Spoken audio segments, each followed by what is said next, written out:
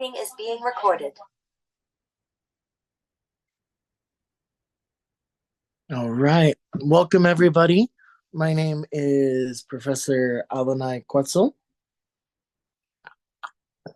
and welcome to the Pre-Hispanic origins of Dia de Muertos. I just heads up for as we do introduction, as I'm going to do a little introduction for myself real quick. Most of you all know me by this point, but just a reminder, I use they, them pronouns, or if we're speaking Spanish, I use ella instead of el or ella. But yeah, so let's get into this because we got a lot of ground to cover. Although I think next year we're gonna have even more because a a nice new book was just released, so I'm pretty stoked on this actually. All right, cool. So let's get moving. So as usual with me, we're gonna start off the class with a couple definitions, right? So when we usually hear the word Aztec, right? I think if you were in my Santa Muerte class last week, we kind of touched on this as well. Aztec specifically means, as a word, people from Azatlan. Azatlan is a place where the people we now call the Aztecs, or what they would have called themselves, the Mexica, um, claimed to be from. In some circles, it's as mythological as Atlantis. In other circles, people claim it is the American Southwest, particularly parts of California, particularly Southern California. Um, but so the term Aztec was actually applied to them by later anthropologists, later European anthropologists, and was never a term they would have used for themselves. Um, as a people, they were commonly referred to as the Mexica. As you can kind of see here, the X, especially Nahuatl, has a sh sound, right? Um, so that'd be Mexica. Sometimes you'll see it spelled with a C, kind of like how you see Mexico, um, like I have right here below. Um, if they were to refer to themselves like, I'm a Coloradan, I'm a Californian, an American, they would say they were Mexicat. They would have been like, I am Mexicat. And the language they spoke is Nahuatl. One thing to note too, especially in modern, as decolonization studies and whatnot are just gaining more traction. The Mexica specifically refers to a particular group of people that would form what we would call the Triple Alliance, right? The Aztec Empire, right? But another way to talk about them is you'll hear people refer to them as the Nahua peoples, because Nahuatl is the language group, and so whereas Mexica is a specific ethnic ethnicity and a specific type of indigenous person, Nahuatl is a way to kind of refer to the entire ethno-linguistic group of people. And so that is commonly another way you'll hear them first. So you'll hear like Mexica and Nahuatl kind of thrown back and forth. For the sake of this lecture, I'm most likely going to be referring to them as the Mexica, because that's just classical how I've always done it. But if this term is new to you, you hear Mexica, just think Aztec and just start kind of replacing that, because again, language is important in decolonization, and is one of the things we should be really, really aware of, especially when referring to how people identified. And either you shut up or I'm gonna whoop your butt. Now shut up. Hi there. Can I have that? I need that silence, please. I'm just gonna check to see who's not muted.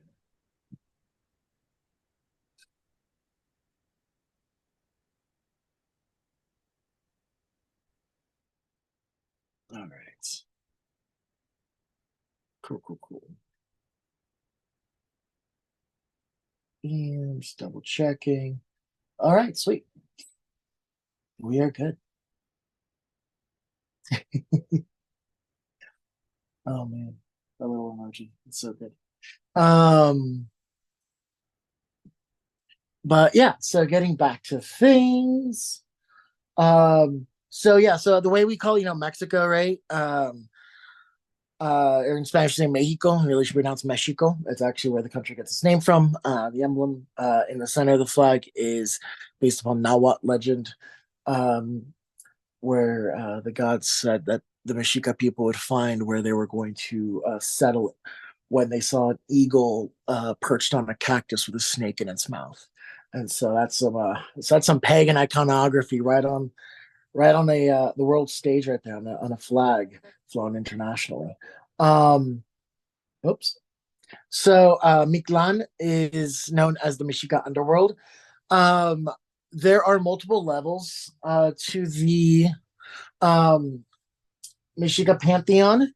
There's what is commonly referred to as just the upper world, and then the middle world, and then the underworld, which is predominantly Mictlan. Um, 2 seconds. My cats are being cats. No, light of the glorious life of cat ownership, right? Um, but yeah, so up until recently, a lot of information on the upper world and the middle world was very, very hard to come by. And so when I first put these things together, I predominantly covered Mictlan, especially as that ties into La Santa Muerte. But with the release of a new book by Erika Bonaflor, A Curandera, who is amazing, I will talk about her book a little later. I'm really excited to see how this class is going to expand. So definitely stay tuned for the ones in the future. Um, the Mictlan um, was ruled by the Lord and Lady of the Dead. The Lord of the Dead was Mictlantecutli, Mictlantecutli, um, and then Mixteca was the Lady of the Dead. Again, we talked about her in my Santa Muerte class last week. So they're the main rulers, and then they're in the Quiche Maya traditions. Zibalba was the name of the underworld. If you've ever seen that animated movie we talked about last week, The Book of Life, you might recognize the name of Zibalba. But in the Quiche Maya world, is Zibalba is not a particular individual. Zibalba is a place, a location, and that name particularly translates to place of fear. The lords of Zibalba were 12 malicious gods that rule Zibalba. So those are just some basic definitions. We're not going to get as much into the Quiche Maya traditions as I would prefer, but we're definitely gonna dig into Mictlan and a couple of the other things. Yeah, so let's go. So, bam, jump over here. So this is a depiction of the Lord and Lady of the Dead right over here from the Mexica pantheon. And we're just gonna let it hang out right over here. So aspects of the tradition that would become Dia de Muertos traces back over 3,000 years. This would predate the Mexica and even the Toltec empires. If you've ever read, the Four Agreements or any of those kind of books, Don Miguel Ruiz, the whole Toltec secrets and all that jazz. The origins of Dia de Muertos are older than that. They go back to the time of the Olmecs. The Olmecs are considered like the primordial, like the main root, early civilization. They were to the Olmecs were to the Toltecs and the Mexica what the Mycenaean Greek were to the Romans essentially.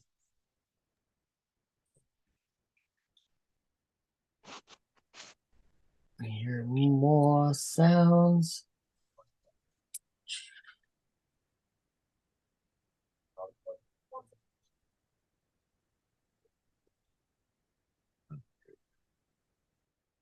Bam, cool. Right. So various different a lot of the research as far as like the difference between some of what the Olmecs were doing, the Toltecs were doing, because they built so much on top of each other, has been almost a little difficult to differentiate. A little because the records were so spotty. Right. All right. Got it. Bam. What's going on? All right. Give me 2 seconds.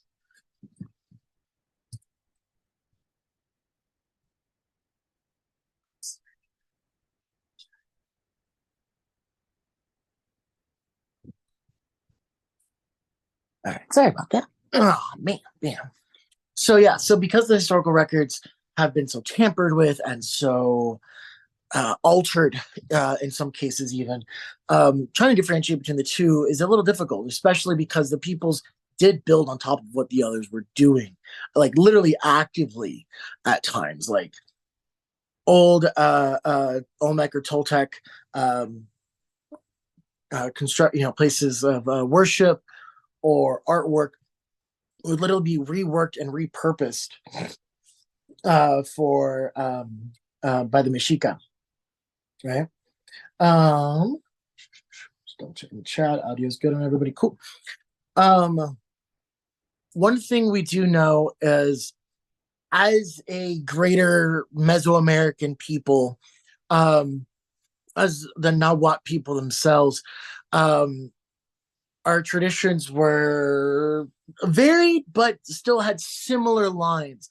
And so, for right now, I'm not going to focus on necessarily what the Olmecs or the Toltecs or the Mexica particularly were doing. We're definitely going to get into what the Mexica were doing later, but we're going to kind of just talk about in general some of the just typical Mesoamerican pre-Hispanic traditions, or even ways in which people were buried, or um, and those sorts of things. So one thing that is a lot of the Mesoamerican empires and peoples were very there was a lot of like class deviation. There were your elites and then your lower classes, right? And so depending on where you were in the class structure, um, your remains, your soul energy might have been treated differently. For example, elites were buried particularly in pyramids with temples, which again we can kind of see that happening, in Egypt as well. Um, Later on, in the I think the post-classic period, um, is when cremation started actually happening. So contrary to popular belief, um, a lot of folks think that cremation, when they think like old pagan peoples, essentially pre Christian peoples, that gets tied to particularly the Norse a lot. And as far as the Western world is concerned, the first cremation to happen here in the U.S. was a member of the Theosophical Society. But so that was the late 1800s, early 1900s, right? But so like centuries before that, the Mesoamerican people were participating in cremation. Death pyramids particularly acted as axis mundi, or the essentially trees of life, right? A cross section between the realm of the living and the realm of the dead, or the spirit world and the physical reality, right? Um, these death pyramids would allow ancestors to travel the spirit realms.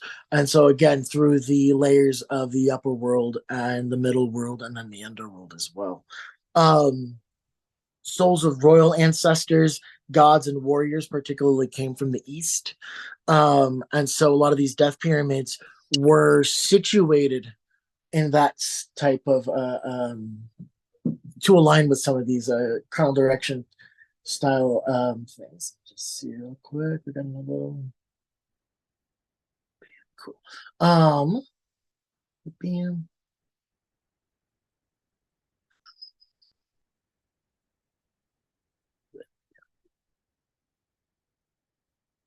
Um, as far as the cardinal directions are concerned, east was seen as soul giving energy, rebirth, fertility. North was considered um, a point of death. The west and the south um, had their own particular correspondences as well, as far as also corresponding to particular deities. We'll get into in a little bit. Um, but so middle class or lower class people were buried in courtyards or underneath their homes, which continued, to give the dead and their ancestors, personal agency in the lives of their descendants, of their people, of their living ancestors, right? Um, Sometimes these homes would be slightly remodeled or adjusted to fit being able to have the new ancestor or the new loved one who has recently passed um, put into like the either the walls or the under the floors or something like that, or in the courtyards. And other times these homes were completely rebuilt all around this. Like they would they would go all out, Um, Ashes of upper middle class Mexica were placed in inside clay statues or urns and were buried at sacred sites. So these sacred sites could be, these death pyramids. It was very common for like, so if like a local ruler had a death pyramid, right? And you were, a well-to-do upper middle class family, essentially. Well, you didn't necessarily have the death pyramid, but you wanted to give them a little something special, especially if they were very important, and you definitely wanted them to come back as an ancestor. Because not everybody was venerated as an ancestor, and to this day, not everybody should be. Um, but they would actively like place them on oftentimes on the eastern side um, of these pyramids to kind of essentially they can absorb by proxy these these the and I'm at a loss for words today. My brain is just bleh. um they can essentially absorb some of the energy from the death pyramid as well, and from the ancestral energy coming from the royalty that was buried in there. um but bam, and again, those statues. So these statues would be generally built out of amaranth grain, which we'll talk about how that was very important later. Um, they would also they were usually like so like amaranth and agave nectar is how they would build these statues, and they would generally be or clay, and they would be representative of different deities. Um, they could be baked and actually ritualistically consumed. Um, Generally, for your ancestor ones, though, they were buried or they were placed in special sites, right, or on altars of sorts. Um, Now, the Mexica, though, as time went on, really started putting all the pieces together from the various different Mesoamerican people, especially as they conquered lots of folks. The Mexica were an empire. They they conquered other indigenous peoples and co-opted or adopted, however you want to see it, their traditions. A lot of the times integrating those people's traditions into the greater pantheon. The main thing was always, so long as the new empire subjects um, also added offerings and worshipped Huitzilopochtli, who was their main deity. Everybody knows about Quetzalcoatl, right? The feathered serpent, Cuculacan, in the Maya traditions. But Huitzilopochtli, who is represented as a hummingbird, his name means hummingbird on the left. We're going to talk a bit about him in a second. He was their main deity. And so they added in lots of bits and pieces. And so as they gathered all these various different death practices, death traditions, ancestor venerations, and then consistently also built up from what the Olmecs and the Toltecs specifically were doing, particularly the Toltecs, um, they started actually formulating full-fledged, almost recognizable to this day, traditions. So the two main holidays for the Mexica to honor their dead were Misa Ilwet Ontli, words, Misa Ilwet Ontli, aka the Feast to the Revered Deceased, which ran from an Gregorian calendar, the 12th of July to 31st of July. This was held in honor of children who had passed, or was held in celebration of the children who had passed, and was more in honor of the Lady of the Dead, again, Mitika Suwat, right over here, who would become La Santa Muerte. And then there would be We Mis Ilwintli, which was more held in honor for the Lord of the Dead. But despite the fact that he kind of had privy for the second month, Misteka Suwat was the main goddess for both of these months, right? The second one would translates to the feast to the greatly revered deceased. So this greatly revered deceased feast, that's a fun little tongue thing, would run from August 1st to August 20th. And was held in celebration of adults who had passed. If you're familiar at all with Dia de Muertos and its modern incarnation, the first month being in honor of children, the second month being in honor of adults, you can already see what we still do now and where it comes from, right? And so these holidays consisted of feasts, sacrifices, ancestor veneration stuff. They would be this was a special time to honor with extra food, with extra offerings, oftentimes copal, to your ancestors. Pretty much what kind of made an ancestor, what made somebody one of these ones who would be revered during these moments is not just anybody who had passed, but could be a loved one, somebody blood related, could also be chosen family as well. And when the Aztecs and the Mexica were building on what the Toltecs were doing and integrating the Toltec legends into their own, and essentially saying, look, we are the descendants of the Toltecs, they were here, and now, we are carrying on their torch.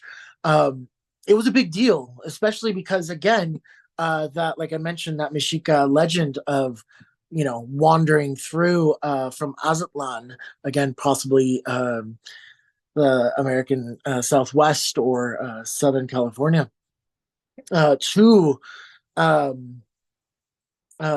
would now be, Mexico City, building their empire on the middle of a lake, right, on Lake Texcoco. They were outsiders, right? They were newcomers to this land. They weren't from that part of Mexico, right? And so it was really a big deal that they were able to integrate these people that they had no real relation to outside of just, that almost cultural way, at least the way they adopted culturally, the traditions of the Toltecs. And so anybody really who, if a teacher, a person who's really important in their town or their city, really could have also been revered at these times as well. It wasn't just related to like somebody had to be physically blood related to you, right? The feast that ran alongside both of these holidays was a festival called Tlacochimaco, or the bestowal of flowers, particularly ran alongside the feast of for the little dead, which is again that first celebration, the feast to the revered deceased. Just kind of depends on who translates it to you, right? But it was held again in reverence to Huitzilopochtli. Huitzilopochtli again being their main deity. This was particularly celebrated between August 8th and August 27th, and this involved bringing flowers into the home, building large structures from these flowers all over the cities, temples, and homes in shapes of various animals. They would, make these giant structures of these flowers in the shapes of their gods, not just Huitzilopochtli, but other gods, especially any sort of local deities as well, or other spirits that they were honoring at that time. Once again, if you're familiar with the modern day celebration of Dia de Muertos, and or you just at least seen Coco, you've seen it, just how where all the flowers are, how the structures are built. So these three holidays together play a really big role in what would be to come. Um, Tlacochimaco was there was another one that particularly ran in conjunction with this because again, the Mexica had three calendars. There was a more minor festival that ran alongside this that would actually was to honor why am I spacing on his name? Tlaloc. Tlaloc, right? If you've seen if you saw the second Black Panther, you've seen an example of Tlaloc and Tlalocan, which is one of the other afterlives, one of the upper world levels, which will be relevant as well. So these all were kind of running conjoined. It almost seems like the Mexica were consistently celebrating something. Um, One of the things they would do um, during the Feast of the Dead, their various Feasts of the Dead, they would craft skulls out of amaranth grain. This is particularly the precursor to sugar skulls. The art of making sugar skulls actually came with Italian monks. Um, that is not an indigenous thing per se, but they would do it with again amaranth grain, which you can now only buy at Whole Foods and is completely priced out for most indigenous folks.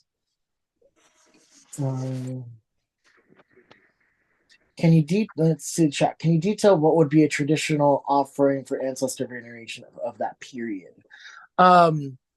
So it would almost all depend. You definitely want to make something like their favorite foods, but generally,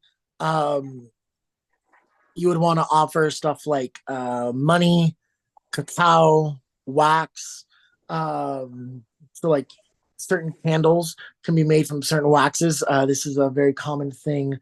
Was a very common thing among the Kishimaya, and who still do this today with their celebration of Hanal Pishan. You could offer fruits and seeds. There's also tobacco was another big one. Turkey was a one of the main staples. Turkey and deer were like two of the I believe deer or two of the main meats that were just available in general, and that in Mesoamerica prior colonization. I mean, Christopher Columbus himself was the guy to bring pigs to the New World, right, to Turtle Island. Pigs weren't around here before that, nor were cows. Um, and so, yeah, so you would personally offer these, or you would offer the bread made from amaranth as well. Amaranth was so sacred to the Mexica, um, and such a central point to their rituals and to their spiritual practice that the Spanish actually outlawed any indigenous Mexican from um, from consuming it. They weren't allowed. Um, they would do the same thing with the Incas, and with quinoa. And again, another food that you can really only find, out of price for most of us at Whole Foods. These kind of super foods, ancient grains and all that, right? Before they were ever ancient grains, before they ever cost an arm and a leg, they were absolutely a big part of indigenous Mesoamerican spirituality. There's a whole decolonize your food movement within the Chicano, the Latino communities and the Latina communities. I don't particularly use the X like Latinx. I use Latina. Little side note, and it conjugates a little better. So for anybody who's kind of curious about that, that taking back and being able to consume amaranth, using amaranth in our rituals and our offerings again, um, or eating quinoa, especially on special celebrations. Um, and so you'll see some of that coming up as we approach Dia de Muertos, still to this day. Um, like I mentioned earlier, they would make these skulls with amaranth and agave nectar. Um, because again, agave was also another sacred plant to the Mexica as well. So it's this like perfect little combo. Um, there was lots of dancing at that time, right? Dancing was also seen as an offering in certain regards. Um, tamales are ancient as all hell. um, and so again, particularly turkey tamales. A little fun note there. Um, if you're ever right, you're gonna go get a single tamale, right? A lot of people say, "Oh yeah, I had a tamale, right? Like a single individual one." It's not actually how you say it. It's a tamal, singular tamal, not tamale. Tamales is plural, but tamal is singular. It's a little fun thing on there. And then only elders were allowed to consume intoxicants. If you were young, uh, you're SOL. You had to be sober for the dang thing. While the elderly got to just, imbibe on that pulque. Pulque is the alcoholic beverage from ancient indigenous Mesoamerica. Pulque was made from the heart of the agave plant rather than the leaves. Um, and is this viscous white beverage that is generally to this day still drinking in what is commonly referred to as like pulque huts.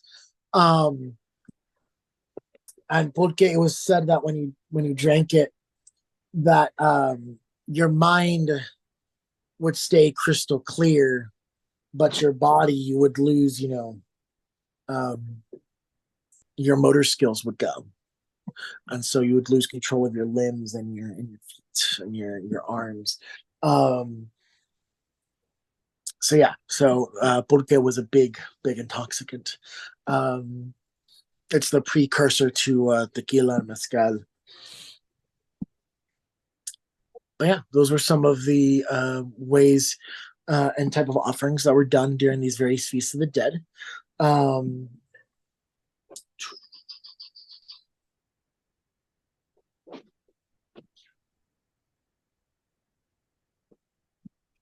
so I keep getting ahead of myself to these slides.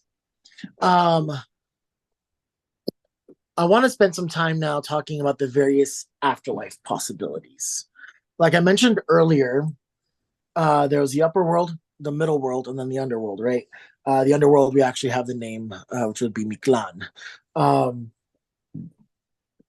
the reason why this is important is because how somebody died and where they were believed to be going would play a big role in how they were venerated, where they might be buried.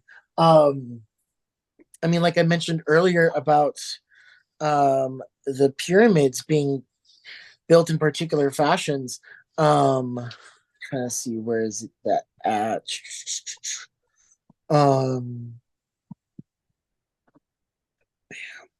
like I mentioned, some of those places where somebody could be buried if they wanted to be given access to various of these various afterlife possibilities.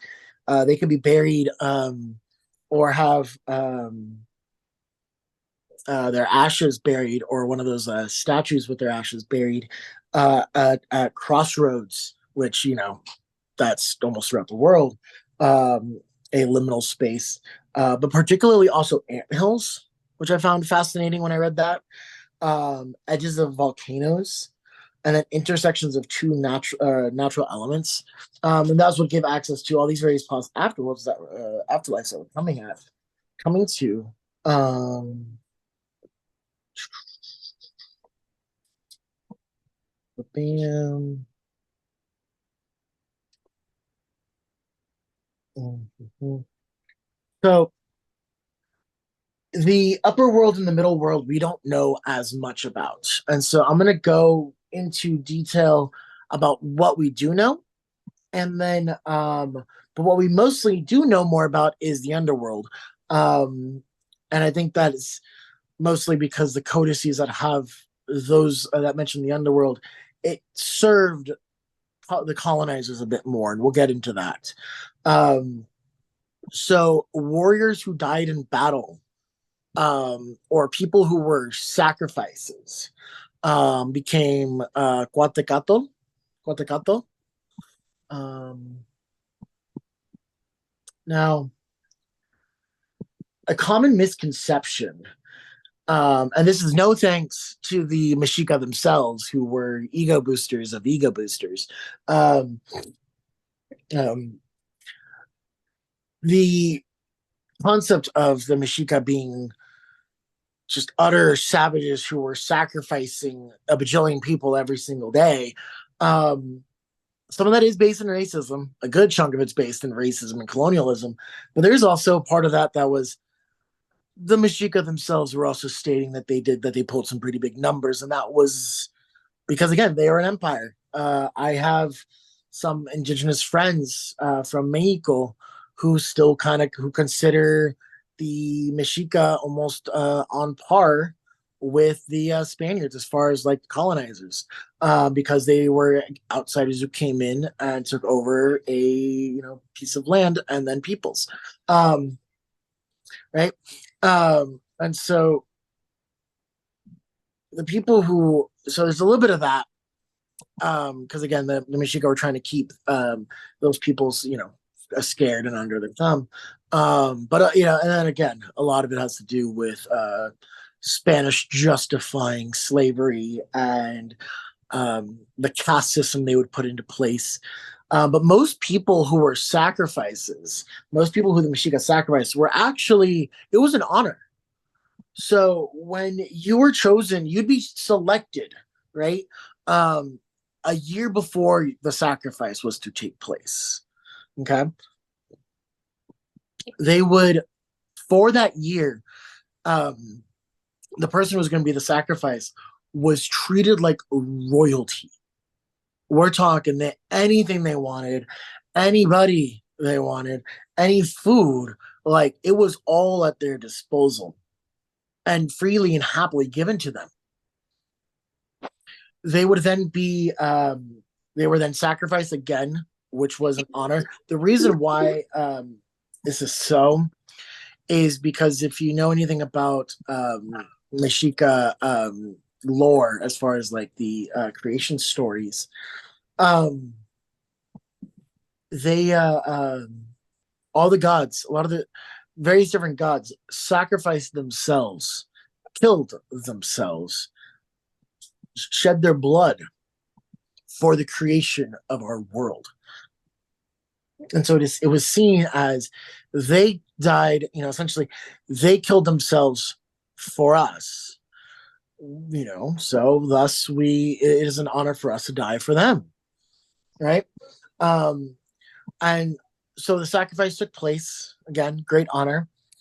The family of the person who was sacrificed, the sacrificee's family, um were taken care of for the next rest of their life, right?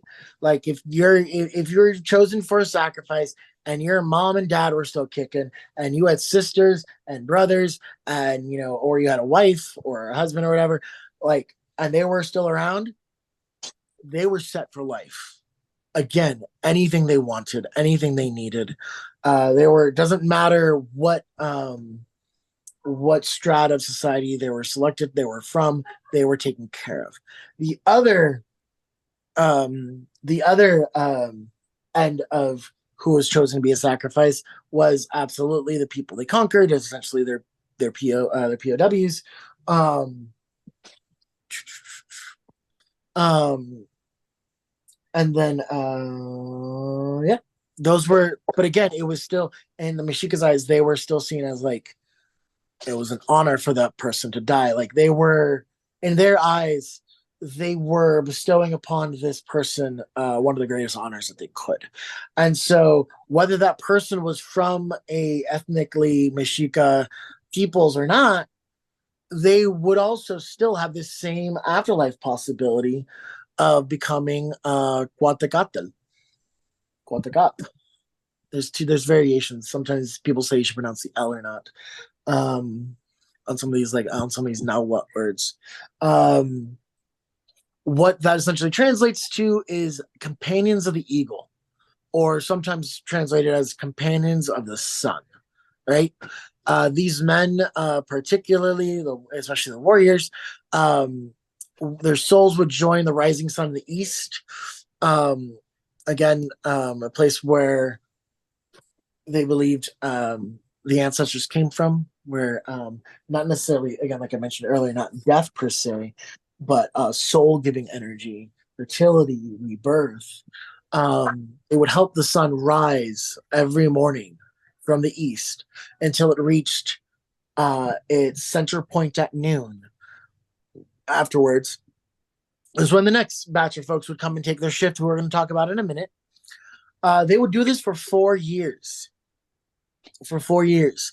And then they would be reincarnated as hummingbirds. And again, there's that Huitzilopochtli, right? Hummingbirds were seen as fierce warriors. I think there's something very poetic about that. In that the like everyone thinks of like the Mexicas like these fierce warrior peoples, right? Like especially like modern Latino machismo that is still fairly prevalent in my culture. Um, that they were. I'm just meeting one person and another person. Just had some feedback. There we go. Cool. That it was a hummingbird that they chose to represent these warriors, right? I think there's just something poetic about that.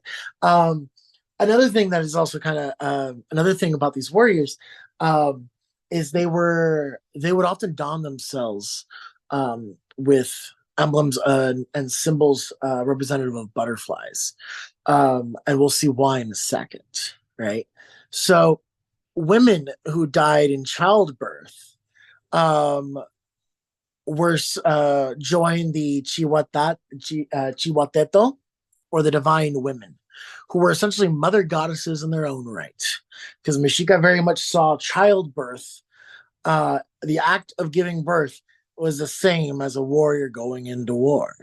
Um, and so these women were given their own honor.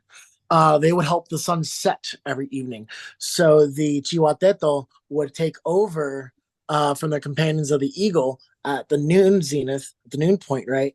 And help the sun set into the west. Um, right after death, the bodies of these women were seen as very magically potent. They're, I mean, they had to put guards at at these cemetery points. What is the name again? For the women who died, they were seen as the Chihuateto. So I'm gonna post both of them. So women childbirth equals Chihuateto.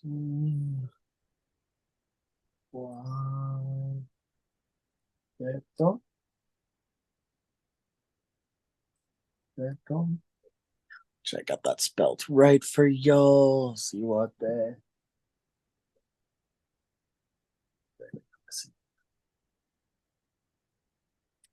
And then warriors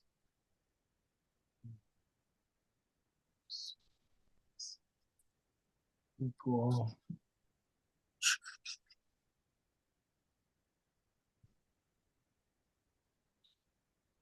A H.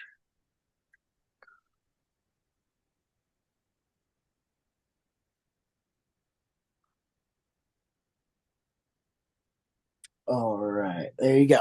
So there's both the warriors and the human sacrifices, and then the Chihuateto, the women who died during childbirth, right there.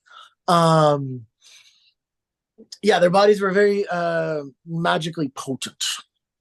And so these guards had to make sure no one broke in because warriors were known for, I mean, I guess according to the lore, if you were able to take the middle finger, particularly the left middle finger, so the middle finger on your left hand, or a cutting of the hair of one of these women who died during childbirth, and you could attach it to your shield or carry it with you into battle, that they would give you actually magical strength and endurance.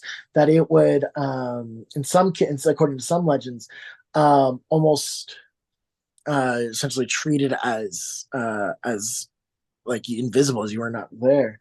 Were all human sacrifices male? No, no. Some sacrifices were women. We don't. I mean, they didn't really keep documentation as like the names of the particular people that are not like that. At least that we still have. Um, but I think it's one of those interesting things from post colonization. Whenever you see a Mexica human sacrifice, right, it's always at the top of the pyramid with the guy lying over the altar and his heart being ripped out, right? But then whenever you see a depiction of a Maya sacrifice, it's always right the young woman being thrown into a cenote, into one of those like underground lakes, like if you see again in Coco, that underground body of water that's like a giant that's in a hole. Those are cenotes. They often have like waterfalls and everything in them too. They're gorgeous. So that's kind of generally what you see now, and a lot of the research on it doesn't necessarily draw a differentiation. At least not yet. So maybe we'll see. There's a lot of this again. The Spanish destroyed so much. So one of the things that I used to talk about at this part of the lecture was this belief that the Chihuateto could also be seen as demonic. These like malevolent spirits, if you will, who would come back to Earth and cause havoc for 5 days out of the year. You only really start seeing these stories of the Chihuateto being these evil, malevolent spirits post-colonialism. And some of like, so the new book that came out by Erika Buenaflor, Veneration Rites of Curanderismo, which I'll showcase towards the end. It You don't really see that as much. You mostly see it in the records of the Spanish monks. And so there's kind of a new idea developing that I've just seen, people like, like myself who are kind of like, this is one of our, passions, these that we're researchers in this field, discussing, is that when, so these mother goddesses, right? These women would become mother goddesses in their own right. These powerful, divine, feminine energies that retained their femininity, past death, as they became ancestors. Why would these predominantly, these predominantly male, Catholic colonizing Catholics, monks, friars, like why would they be the ones to be recording that these women, these feminine spirits were the ones harassing and attacking, causing death? It just seems a little like, well, maybe you pissed off somebody's mama kind of thing, like that's what it reads like when you read it contextually without, trying to add, almost see too much into it. It just like you were getting essentially the chancla. You just didn't know it yet. That's pretty much what was happening, right? So outside of those ideas of the Chihuateto becoming these demons, a lot of the stories go that they would help This again, the sun set for 4 years. Again, we have 4 years. This time, the Chihuateto would be reincarnated as butterflies. So these gnarly women who die during childbirth, who, if you could get their left middle finger and attach it to your shield, you could be one of the strongest, warriors on the battlefield. And so these, strong Aztec warriors, right? Donning themselves with butterfly wings on their regalia and such like. It's interesting just once you can start looking past the machismo, um, and just how much respect for the feminine there really is in these oftenly shown as patriarchal society. I mean, don't get me wrong. The Mashika society was very much was very patriarchal, but there was still this still heavy dose of this. Um, One other kind of funny side note. Um, so the a thing that only pretty much happens actually because of climate change. Um, because of climate change. So the monarch butterfly, which used to migrate through, like, obviously migrates from North America down into Central America and all that, and thus passes through what is now Mexico. Um, because of climate change, um, the migration pattern changed. It moved. It got shifted, right? And so now that it's shifted,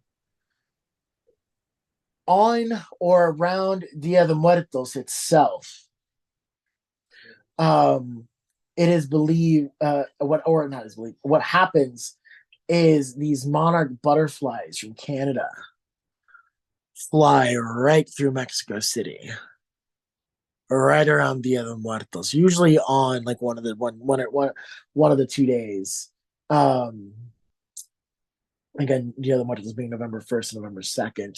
Sub traditions starting as early as October 28th. We'll talk about that later next week. And so there's some folks are taking it as it's the return of our mothers.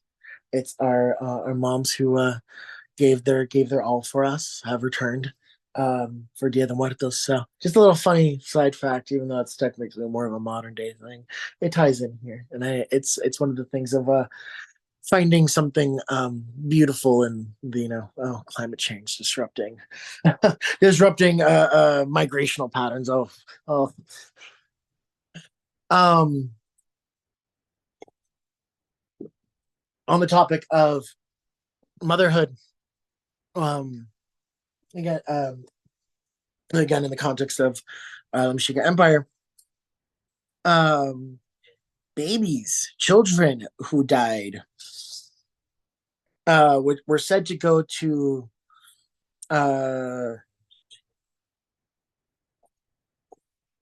Chichihuacuajo, Chichihuacuajo, if I'm saying that correctly. Um, this would be again the children who died. This is one of the upper world levels. Um, it was a land of it was like the celestial nursing realm where these trees, these that's what there we go, the celestial trees um, would let's get you that spelling on this land real quick. Because if you know some slang, then this is gonna seeing it spelled out might actually make this a little funnier.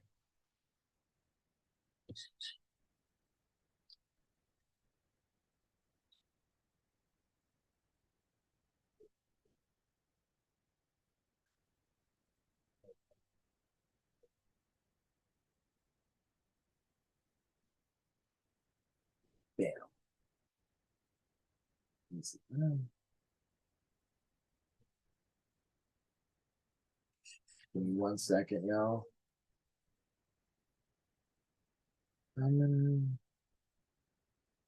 Everyone meeting. There we go. So children. Bam. There we go. So, this land for children, the celestial nursing trees, were essentially trees where instead of hanging branches and leaves, they were breasts filled with milk for these babies to eternally feast on, right? And nurse on. And it's again called this land filled with hanging milky breasts. Chichi Kuako. Kuaho. Chichi. I'm smirking. You can't see it, but I'm smirking. If you know, you know. Just the things that's the holdovers, man. It's amazing. I'm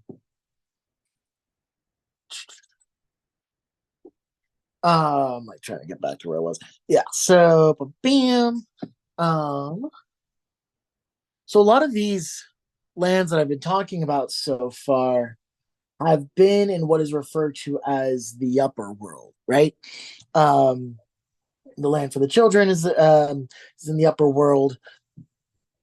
It is believed that the women who died during childbirth inhabited their own realm in the upper world. According to general Mesoamerican legend, there could be anywhere from 9 to 13 ascending levels. Kind of just depends on the people, really. These have just been some of them. Another one is, like I kind of alluded to earlier, Tlalocan, which is ruled over by the god Tlaloc. People who went to Tlalocan were people who died by lightning, water-related deaths, or deaths that were believed to be brought on by water. So this could be anything from like pneumonia to drowning to, again, getting struck by lightning, to, you got drenched in the rain and then you died. Anything of that nature. And the reason for this, why these people who got a particular land of their own, and why that's so important, is because, again, like I mentioned earlier, the Mexica built their empire, right, Tenochtitlan, in the middle of a lake, right, in Lake Texcoco. It was really, really important, the water navigation. I mean, the aqueducts where they did all their farming, right? They would like dig out these spaces, and pile mud essentially, and so it like broke the surface, and then would just be these like boxes, and that's where they would grow all their food. And they would kind of just go through these canals in between all these via their boats, and so all the farming was done while on a boat, pretty much, right? And so Tenochtitlan at its peak, this one city housed over 200,000 people into the one city. The Spanish conquistadores said that it was more magnificent and beautiful and rivaled anything in the quote-unquote old world. It was cleaner than any city in the old world. Like, the stories of Cortez thought, they must think we're gods. They're always burning this incense and these and these resins, because they're offering us sacrifices because they must think I'm Quetzalcoatl, right? Which he got from some other indigenous people who were pissed off at the Mexica, but again, they weren't burning it because they thought he was a god. They were burning it because the conquistadores smelled, they reeked, right? it was definitely not a fun thing, right? Yeah, no, it's because they stunk, right? Exactly. Um, and so the amount of food the empire needed to produce to feed all of these people in that one city. I mean, they had like full-fledged like apartment complex type things. Like they were structures, man. Like there was, if you think it's, because they're you know maybe not, they're definitely not in these spaces, but they're not just savages or uncivilized or any of that shenanigans. No, they had structures that rivaled Venice. I mean, Tenochtitlan was literally referred to as Venice of the New World, um, because again, water was so, they built in the middle of a lake, and so these people, these farmers, were the backbone of the entire civilization. Um, and they had to, and the Mexica cosmology and reflected that, right? So these people, if they died, essentially providing for 200,000 people, they they went somewhere special. Tlalocan was, or is, a tropical paradise full of greenery, flowers, warm rain, where they could live eternally happy, right? Like this was paradise, you know. That's why when I in Black Panther 2, um I can't remember what they ne- uh Namor. I can't remember what because they changed it up. It's not Tlaloc. They slightly changed it up a little bit, what his name is, for the comics and the movie. But for the movie, um when they showcased what their version of Tlalocan was, it's like underwater paradise. It's like very, again, because it was kind of it was based off of Atlantis from the original comics, right? Um, that is like an underwater version of what I imagined this to be. Like that was so beautiful. Like really, if you haven't seen that movie, go check it out. I'm always gonna make movie references. Just a heads up, y'all. If you're not used to it by now. um. Oh yeah, another one was Xochitlan. That was another world, Xochitlan, which translates to the flower world. This is where esteemed ancestors would come. So it's kind of thought, by some, this is where the warriors and the human sacrifices and the mothers who died during childbirth, this is where they would kind of go, right? Um, they It was often represented and said to be filled with these pyramids, um, raising into the sky with these plumed serpents going down below, right? Going down the sides. Um, it was said to move, the location of Xochitlan was said to move with the sun, right? So it was never really stationary in one place. Which is, again, I think why there's that connection to the companions of the eagle, and then the mothers who died during childbirth. Um, According to Erika Buenaflor's veneration of Curamerismo, which I cannot recommend enough, um, some of the levels would be listed as such. So I'm going to go through a list here real quick. Um,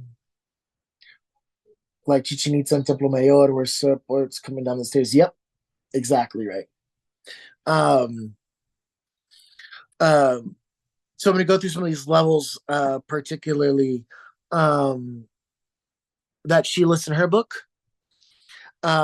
She says, so the first level is where the cloud of the upper world, is where the clouds and the sky and the Earth's atmosphere, right? So it's very much just like our sky, pretty much. It's believed to where the Mesoamerican people overall kind of generally believe that's where the moon resides. Um, the second level was Citlatlaco, which is where the stars reside. The third level um, is not given a name that we know of, at least, and from what I researched and from what she says in her book. Um, but is where the sun god lives, the third level. The fourth level is sometimes again seen as Tlalocan itself. It is also seen as that is where Venus resides. The fifth level is again of the upper world is where comets, smoking stars, meteors, right? Um, it is where the level where those rule. What is the author of the book and the means of veneration rites of curanderismo? Erika. Uh, yes. Oh my god. Um, the sixth level is was ruled by the night, and was sometimes seen in a layer of green. Was predominantly seen in a layer of green or sometimes black. The seventh levels were day ruled, and was seen as blue.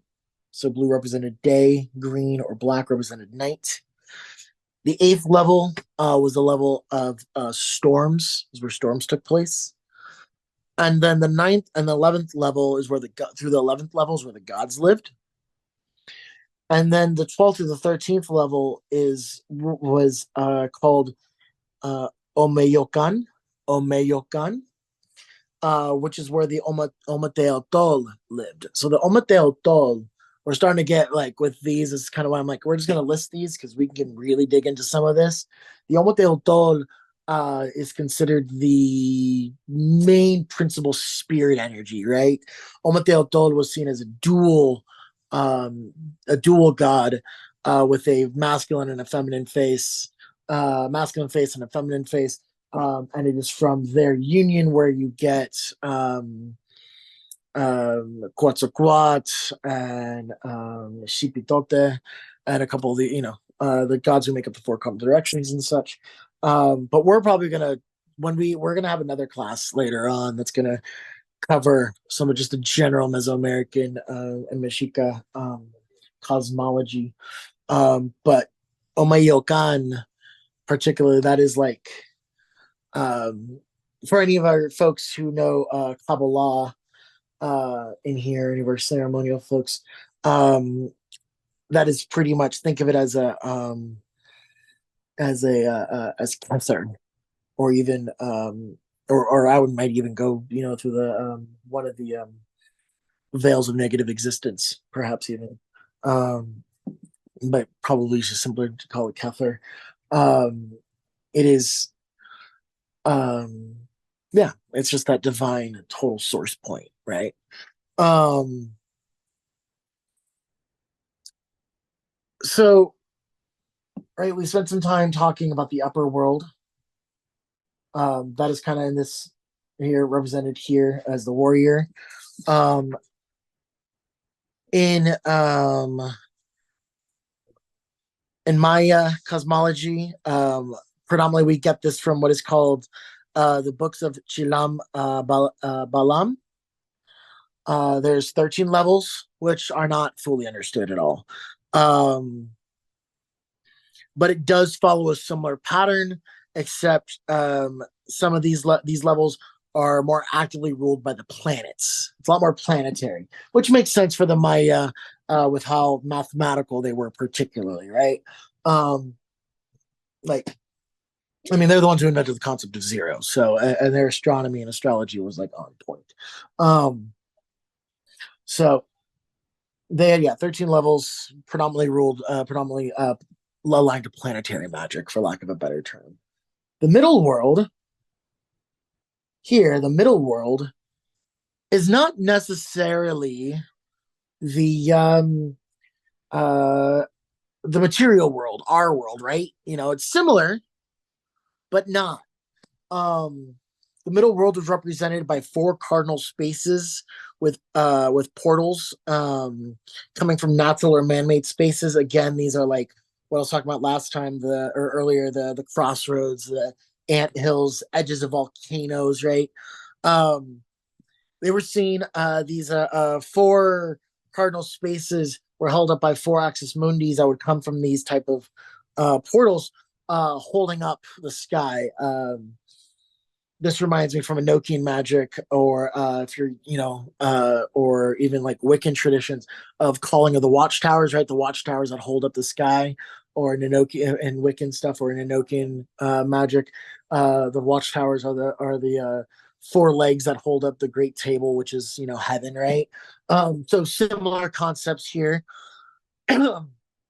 These cardinal spaces provided doorways for ancestors and gods and spirits to transverse and come into the world, which again very similar to the watchtower concept, right? Mm. Except the cardinal spaces weren't inherently fixed. Sometimes they were sometimes they weren't, just kind of seen as the four general directions or four cardinal directions. Sometimes they would change when certain things happened, certain times of the year. Um, Sometimes the rising and setting of the sun, depending on what was happening astrologically, might also change how these cardinal spaces were seen. The spaces themselves were seen as sacred. It can be used in magic, again, like the watchtowers. Um, the middle world was said to be comprised of 11 different like earth realms that can be entered via these crossroads and ant hills and such. Like it was actually said that um, Mexica and Mesoamerican priests, shaman, spiritual practitioners, however you want to call them, the vagabonds of the liminal spaces, if you will, would actually literally go to these spaces like an anthill or an edge of a volcano and actively travel via their soul, usually using some sort of psychedelic to transverse into the middle world. And because from there you can get to the upper world or to the underworld. The Mexica and various different Mesoamerican people believed that upon death, um, well, throughout somebody's life, um, a person could lose just little pieces of their soul, not like they're actively like losing a physical, like a horcrux type of thing. To hell with JK, but like not necessarily leaving a horcrux behind, but like they were almost like a residue that was getting dropped off, that was getting left behind, or bits and pieces that were trailing, that you dropped, that you lost due to injury or something. And so upon death, you would want to be able to um, gather up all your soul pieces and reintegrate yourself, right? Think of it as very, very like post-mortem shadow work, right? Um, and so some of these practitioners, these spiritual advisors, would travel into the middle world, via the middle world through these ant hills and such, to help a recently deceased loved one gather up these soul pieces. This is also where dream work happened, in these 11 earth realms. Um, from the way it's being described, it almost sounds like, it's essentially the astral, right? That's how you almost want to think of it. Um, but that's kind of it for what we know of the middle world and the upper world. I know the upper world we definitely have a lot more, and a lot of that is really, really again thanks to Buena Flor's book. But everyone else would go to Mictlan. So Mictlan had 9 levels to it, right? This was again what I talked about earlier, where the Lord and the Lady of the Dead would reside. this image here on the right hand side is a depiction of Mictlan. One, we don't know what all the levels were like, but we have an idea. I'm just gonna take a drink of water.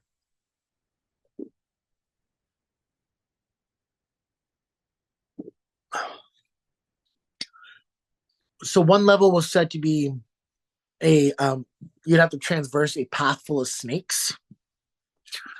Another was a land with strong winds that would cut like knives. And one of the lands you would have to pass through two mountains that were consistently colliding, and essentially you have to like slip through pretty much, right? Another, you would have to cross a blood river swarming with jaguars. Another was occupied by face and flesh eating demons. And through all of this, this is a purification process, right? So again, the people who would go here were the people who didn't die in battle, didn't die giving childbirth, didn't die serving, the greater community, right? In that sort of way. You could almost think of this like the Norse hell, right? Like, there was you could go to Valhall, you could go to Freya's Fall, which I forget the name right now off the top of my head. My partner's Freya's statue is just staring at me now, like, how dare you? Um, um, yeah, why is so much attention given to Valhall but not Freya's? I mean, it's a land. You get to hang out with a bunch of warriors, Valkyries, and cats. Like, come on. That sounds pretty awesome to me. Freya's Hall needs to be given a lot more attention. Um, but yeah, it's almost like, right, like Hell, like HE single hockey stick, right? Loki's daughter. Like, the way it's described, like who would go to Mictlan is very, very similar to how the Norse describe who goes to Hell. Um, it was pretty much and everybody else, right? Um, but when going through these levels of Mictlan, when going through this purification process, right? These, again, these trials, you were joined and you're accompanied and guided by the god Sholot. So Sholot was is a brother and is sometimes seen as the dark side of Quetzalcoatl. Sholot is represented by the Xolotl Queensleys, those Mexican hairless dogs. So his animal form is a dog. Is particularly the Mexican hairless dog. To say, if again, Coco Dante, right? Yep. If you've never seen them, they're freaking adorable. Find the Instagram pages. I've become obsessed. So Xolotl is a psychopomp, right? Or I guess in this case, a psychopup, right? Um, I like to think I'm funny sometimes. I'm really not, but it's okay. So Xolotl would help these spirits through these lands, would help you, defend you, essentially was your companion in arms throughout this purification process, to make sure you got down through all the levels safely. Now, might be wondering, well, how long does this take? Well, kind of like the companions of the sun, kind of like the mothers who died during childbirth. Took about 4 years to go through these 9 levels. So 4 years is a very, very right where that's at this point. This is a pattern. So it was seen as customary for indigenous Mesoamericans to particularly honor a deceased loved one on the daily or on the weekly for 4 years after they died. Because this was when they were thought to be doing essentially their most active work in this particular way. Right, this is when they're coming, they're helping the sun rise, they're helping the sun set, they're going through this purification process, right? Maybe they're hanging out on Tlalocan or in the Chichi forest, but like most of them are, going through something. Um, so this concept of 4 years, although I have not seen particularly any indication as to like why 4 years. Like I've seen the 4 years is the ancestral venerations post death, and 4 years being how long it takes to do these things or how long you would be given this task. Um, but no reason as to like why the number four, right? Why 4 years particularly? Um, checking the chat. Um, yeah. Oh, how's it work? Um, so by this point, right, you and Charlotte have gone all the way through. You have made it through these levels of purification. The codices tell us these things, but then the codices stop. There's just nothing. The codex that gives most of this information for what happens through Mictlan. The reason why I mentioned earlier is that I think the reason we know most about this particular afterlife possibility is because this is where the story ends. Now, this codex was also one of the ones when being put together by a Mexica individual under the supervision of the Spanish. This was a post contact codex.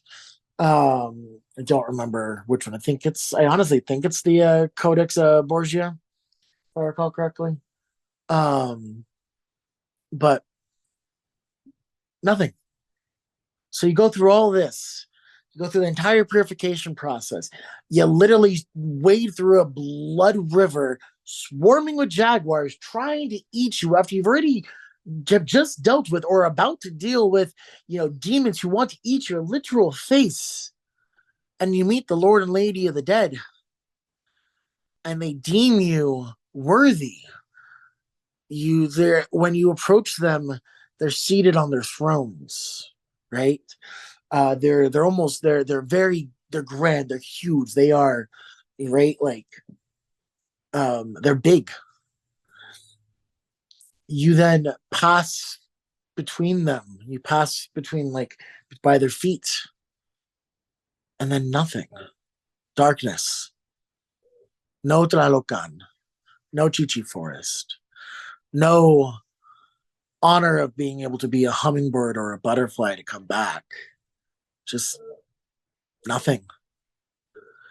And I think personally, this is one of the biggest disservices to um, Mesoamerican spirituality in an attempt to try to deconstruct and decolonize, right? And recreate our spiritual traditions.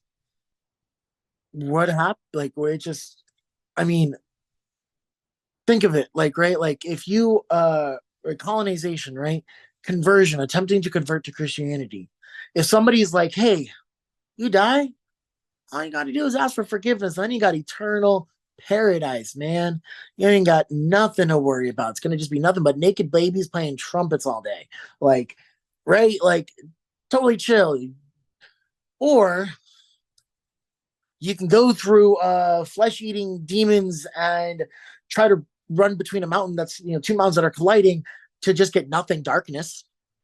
Up to you, though. Like, really, like, logically, what are you going to, right? Like, what is going to be the most appealing option, right? It was a colony. I think the fact that this codex doesn't have what actually happens is in and of itself a colonization technique. And I think that's why we don't know as much about Mictlan as we do about the upper and middle world, is because we don't, it literally, those were good options that did not benefit the colonizers, that didn't benefit the Catholic, right? The Catholics, converting us. I can word. And yeah, that's where that ends. But there is, I would like to think myself that there would be something once you pass through and have, gotten the okay from the Lord and Lady of the Dead. if the ancient form of La Santa Muerte gives you her blessing, knowing her as I know her in her modern incarnation, in her modern form. She just got mad at me. She's like, form, not incarnation. She's like, I'm forever. Right, in her modern form, I don't think it would just be total darkness. I personally believe there would be something else. What that might look like, I'm not entirely sure. Um, knowing her, I'm hoping it has something to do with owls, and hopefully that means lots of books and knowledge and just just chilling and kind of thing. Um, but yeah, we just don't really know as much in that regard. Um, as far as what the Mayas were doing, while the Mexica were over here with their 2 month long, death celebrations and their 4 years of ancestral veneration and their all that stuff, right? The Mayas never had a particular death celebration. They just never did. For the Mayas, it was and still is a continuous daily, weekly, monthly practice. I know I've been talking a lot about the Mexica in the past tense as far as like the empire is concerned, but do not be mistaken. The Mexica are still around. The Maya, everyone's like, oh yeah, they just disappeared from the cities, right? And we're just lost forever to history. They're just gone. The Maya people are still around. They're still kicking, right? They're still here telling their stories.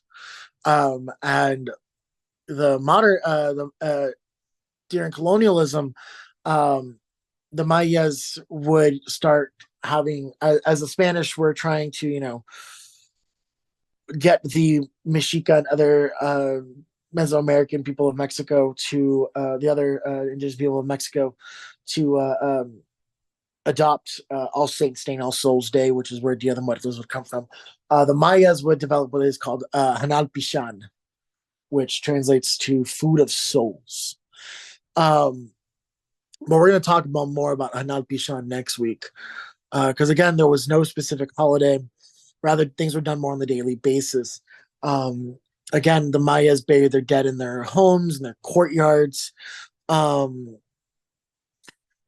Mayas believed and still believe that harm would come to the family if the dead were not honored consistently, and they would reuse the same burial pit as well during and then pre-colonial times. Or one last little fun note. So they would bury they'd bury people literally, yeah, literally right next door, right in their courtyards of their homes. And they would multiple people in the same burial plot. The skulls of these ancestors would be dug up, essentially bleached, and then have the name of the owner written across its forehead. So there you go again. If you know, you know. We'll touch more on a lot of that later. But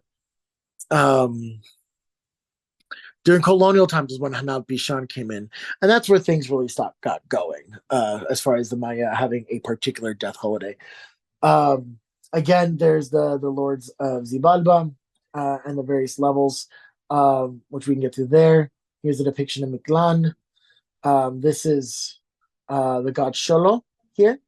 Kind of forgot about my slides for a second. You see, like I said, he's a psychopup. He's a psychopup. And then the Lord and Lady of the Dead with the bones surrounding them. They're the ones who guard the bones of the dead. So yeah, so there's a modern picture of Hanal Bishan in Maya culture. Some of the foods, which we'll talk more on later. Yeah, we're gonna get into a lot of this next time. But I will say we've been talking a lot about trees and the axis mundi and access points. For the Maya, that was the yaksha tree. And this is a beautiful, beautiful depiction here by the same artist who did the tarot deck I recommended last time. Again, if you just look up Corazon Mexica, we'll spell the C, not a K. This depiction is a depiction of Yaksha, the tree of life, right? It was said that the roots would reach down to the Maya underworld, and the branches would fill the upper world, and that's where the various different levels of the upper world, what the Mexica would call like the Tlalocan and those sorts of things, would exist. And this depiction of it coming out of of the heart of an indigenous person, it's given me very, very much. This is just a Mexican Yggdrasil. um, but yeah, I almost feel like I want more to kind of like a nice finale note, but I y'all know I can go on forever, so I split this class in two, so I didn't this time. And hey, look, I'm actually done before time. So I'm gonna stop sharing this screen here. I'm gonna turn on my camera for the first time this evening, if I can get. Let's see. There we go. All right. So the book I was talking about, Ancestral Veneration Rites of Curanderismo by Erika Buenaflor. She is fantastic. You cannot get enough of her stuff. Find her on Instagram. Find her on social media. I learn something from her every day. This is an amazing book. Like, you get your hands on this, you're gonna like a good quarter of their lectures just from this. Like, this filled in so many gaps that I have been looking for years. And the reason she was able to do that is because she studied under two curanderos in Mexico, and then has the educational access to be able to actually read the codices themselves, and other documents. Like, she's got she was right person, right place, right time, to be able to access a lot of this stuff. And I think I'm really excited to see what the decolonized spirituality movement is going to look like now that she's just released this, which I think just dropped like earlier this month. So I was just like racing to read this thing to add in as much as I could for this lecture tonight.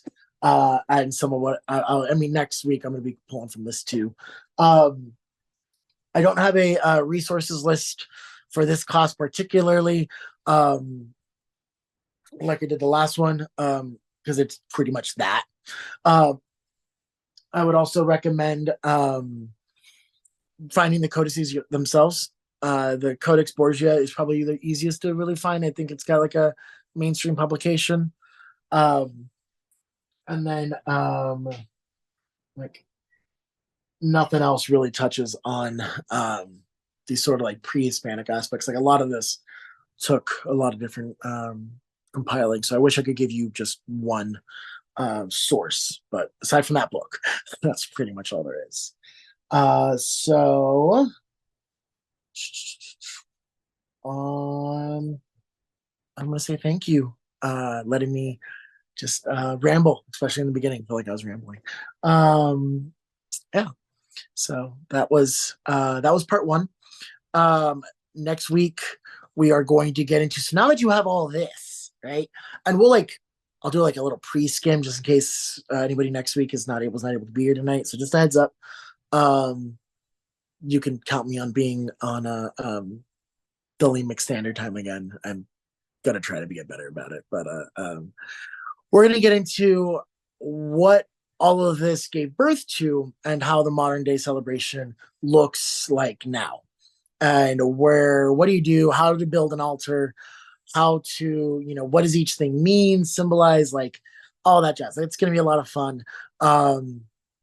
Like, why the orange, why the Mexican marigold, all that jazz. So I definitely hope to see y'all next week. And then I think after that, I'm going to do some more ceremonial stuff. and then possibly jump back into more brujeria curanderismo, because I'm really enjoying these ones. These ones are a lot of fun too. But yeah, so I'm gonna stop the recording, and then we can do questions or comments, concerns.